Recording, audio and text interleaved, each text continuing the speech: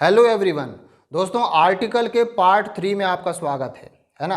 अभी हम article chapter की सीरीज चला रहे हैं जिसमें 2 पार्ट्स पहले आ चुके हैं। पार्ट 1 में हमने ए और एन का यूज सीखा था और पार्ट 2 में हमने द के 3 रूल्स देखे थे। अगर आपने ये वीडियोस नहीं देखे हैं तो बाद में ज़रूर देख लीजिएगा। छोटे छोटे वीडियोस के माध्यम से हम थोड़ा थोड़ा सीख के बहुत सारा सीख जाएंगे। ओके, तो चलिए शुरू करते हैं विदाउट वेस्टिंग टाइम।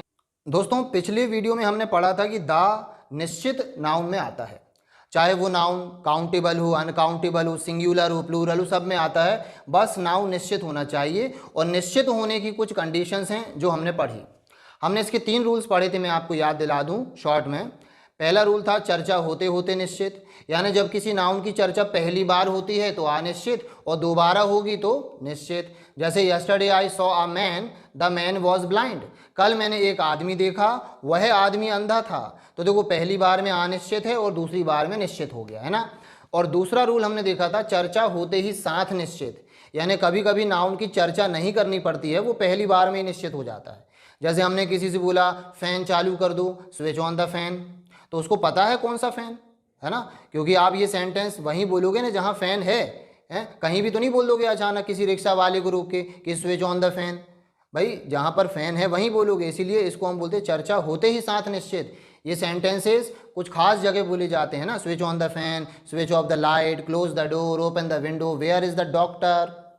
तो इसी को हम कहते हैं चर्चा होते ही साथ निश्चित। और तीसरा रूल हमने क्या पढ़ा था, एक दूजे के लिए निश्चित, यानी जब 2 संज्ञाएं एक दूसरे के लिए निश्चित हों तो दोनों में द आ सकता है। जैसे the captain of the team, the cover of the book. Okay, तो ये 3 रूल्स हमने पहले देखे हैं। आप डिटेल में देखने के लिए उस वीडियो को देख सकते हैं, अगर नहीं देखा है तो पहले इसको देख लो।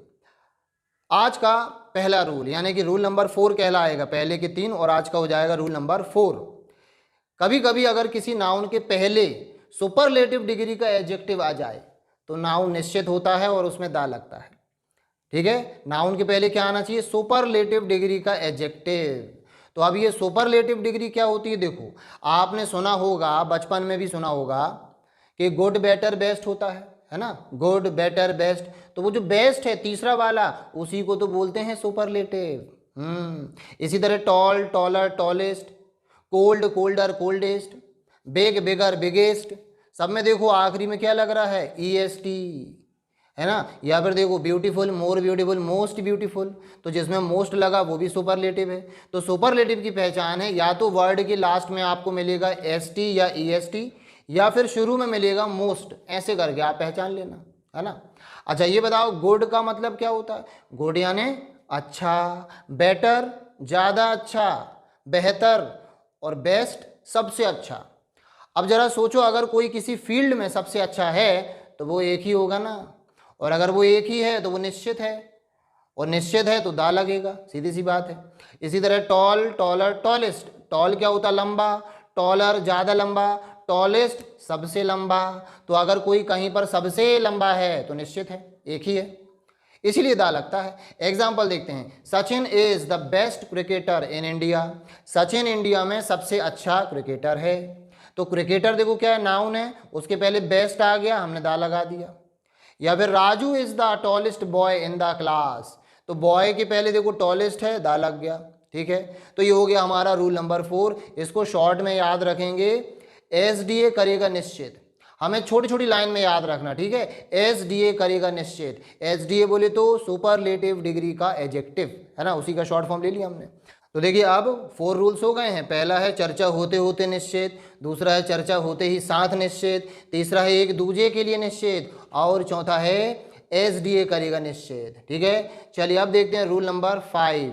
अगर किसी नाउन के साथ रिलेटिव फ्रेज आ जाए तो नाउन निश्चित होता है और उसमें दा लगता है। अब ये रिलेटिव फ्रेज क्या होता है, तो पहले फ्रेज को समझो। फ्रेज को हिंदी में कहते हैं वाक्यांश, यानी वाक्य का अंश, वाक्य का टुकड़ा जिसमें एक से ज़्यादा शब्द हों।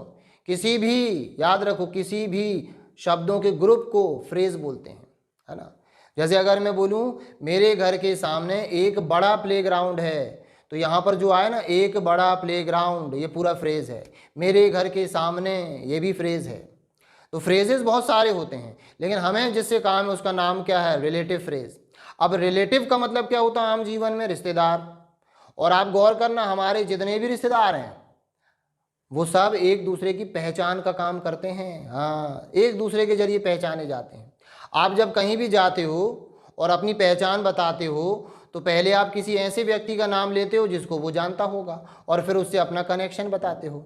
इसी को तो जान पहचान कहते हैं।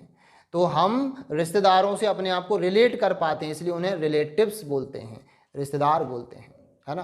तो ये जो फ्रेज़ है ना, ये भी रिश्तेदारी बताता है, पहचान बताता है, किसकी? नाउन की। अगर कहीं पर बहुत सारे नाउन्स हैं और हमें किसी एक की बात करना है उसमें से, तो निश्चित करने के लिए रिलेटिव फ्रेज आता है।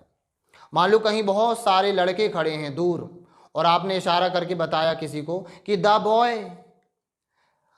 अब जैसे ही आपने बोला द बॉय, तो क्या सुनने वाले को समझ में आ जाएगा कौन सा बॉय? वहां तो भीड़ लगी है। लेकिन आपने बोला मान लो the boy is my brother, वो लड़का मेरा भाई है, तो लोग कहेंगे भैया कौन सा लड़का, वहां तो बहुत सारे हैं। इसलिए द बॉय के बाद आपको क्या जोड़ना चाहिए? Relative phrase.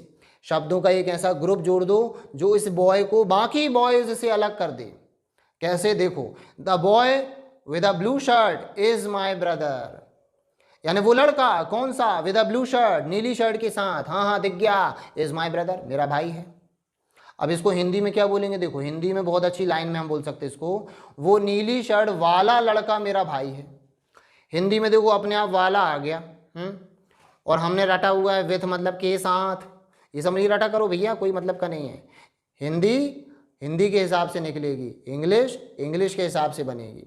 अच्छा, कपड़ों में आप विथ या इन दोनों लगा सकते हो। जैसे the lady in a yellow sari is my teacher, वो महिला, कौन सी महिला? इन आ येलो साड़ी, नीली नहीं पीली साड़ी में, है ना, मेरी टीचर है। इसी तरह देखो, आप नॉन लिविंग लगा दो, the books are very expensive, वो किताबें बहुत महंगी हैं, तो समझ में नहीं आ रहा कौन सी किताब है, तो the books on the table are very expensive, वो किताबें कौन सी? ऑन द टेबल, टेबल वाली जो किताबें हैं बहुत महंगी हैं। तो याद रखें, जब भी कोई नाउन के बाद फ्रेज आ जाए, एक ऐसा फ्रेज जो नाउन के बारे में एडिशनल जानकारी दे, वो बाकी नाउन से उसको अलग कर दे, तो हम दा लगाएंगे, है ना। अब देखो कितने रूल्स हो गए? 5 रूल्स हो गए हैं। पहला क्या है? चर्चा होते होते निश्चित। दूसरा क्या है? चर्चा होते ही साथ निश्चित। तीसरा क्या है? एक दूजे के लिए निश्चित। और चौथा क्या है? एसडीए करेगा निश्चित, है ना, यानी सुपरलेटिव डिग्री का एडजेक्टिव।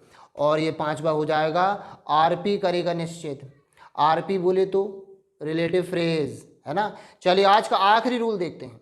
जी हाँ, आखिरी रूल है, अगर किसी नाउन के साथ रिलेटिव क्लॉज आ जाए तब भी नाउन निश्चित हो जाता है और उसमें दा लगता है। अब ये रिलेटिव क्लॉज क्या होता है? देखो, क्लॉज का मतलब होता है उपवाक्य। ये वाक्य के जैसा होता है, एक ऐसा वाक्य होता है जो नाउन के बारे में एडिशनल जानकारी देता है, उसी को हम बोलते हैं रिलेटिव क्लॉज। जैसे एग्जांपल देखिए, the boy is my brother, ऐसा बोलेंगे तो किसी को समझ में नहीं आएगा क्योंकि वहां बहुत सारे बॉयज हैं। लेकिन अगर हम बोलें the boy who is wearing a white shirt is my brother, तो यहां पर ये जो आए ना, who is wearing a white shirt, ये क्लॉज है। इसमें देखो सब्जेक्ट आ गया हु, इज वेयरिंग ये वर्ब आ गई, और अ वाइट शर्ट ऑब्जेक्ट आ गया, पूरा एक सेंटेंस है। और हाँ, यहां पर हु का मतलब है कौन? नहीं, यहां हु का मतलब है जो। याद रखो, जब हु शुरू में आता है, बिल्कुल शुरू में, तब हु का अर्थ होगा कौन, और अगर हु बीच में आ जाए तो अर्थ होता है जो कि, जिसने, और ये सिर्फ इंसान में आता है, खबरदार। तो द बॉय वो लड़का, who is wearing a white shirt, जो सफेद शर्ट पहना है, इज माई ब्रदर मेरा भाई है। और अगर हम इस सेंटेंस को तोड़ें तो देखो दो वाक्य मिलेंगे, पहला मिलेगा the boy is my brother, और दूसरा मिलेगा he is wearing a white shirt. अब आप सोचो ये ही कैसे आ गया, हु कहाँ चला गया? अरे भैया, अगर हम यहाँ हु ले लेंगे तो शुरू में आ जाएगा ना, और हु का मतलब तो कौन होता है ना, है, इसलिए यहाँ ही हो गया। जोड़ेंगे तो हु हो जाएगा। और मैं आपको याद दिला दूं कि आपके स्कूल में यही तो पूछते थे, combine the sentences using a relative clause. ऐसे दो वाक्य देते थे और बोलते थे रिलेटिव क्लॉज से जोड़ो, तो आपको ऐसे ही तो जोड़ना होता है ना। एक और एग्जाम्पल देखते हैं, the boys who are standing there are my friends, वो लड़के जो वहाँ खड़े हैं मेरे दोस्त हैं। अब आप गौर करो, यहाँ हु के बाद क्या आ गया? आर, क्योंकि बॉयज़ की बात हो रही ना, एक से ज़्यादा है। इसके पहले बॉय था तो इज, अभी बॉयज है तो आर हो गया। यानी हु के बाद वह बदल जाती है, सिंगुलर प्लूरल कुछ भी आ सकती है, ये डिपेंड करता है हु के पहले क्या है। और हाँ, हु किस में आएगा? सिर्फ इंसान में। निर्जीव है तो क्या करें? विच लगा दो।